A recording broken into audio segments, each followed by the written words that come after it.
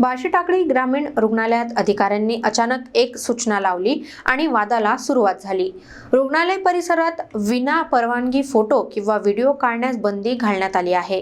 सार्वजनिक संस्थेतील पारदर्शकतेवर प्रश्नचिन्ह उभं करणाऱ्या या निर्णयामुळे चर्चेला ऊत आलाय।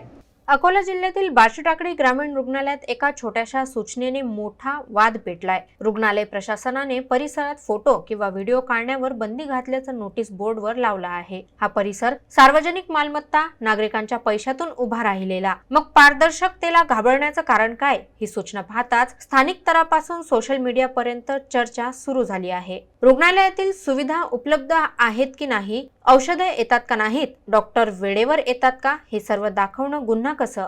कॅमेरा म्हणजे माहितीचा हक्क आणि आता तोच कॅमेरा जणू धोकादायक बनवलाय। काही नागरिकांचं मत असं की रुग्णालय प्रशासन काही त्रुटी लपवण्याचा प्रयत्न करतंय का?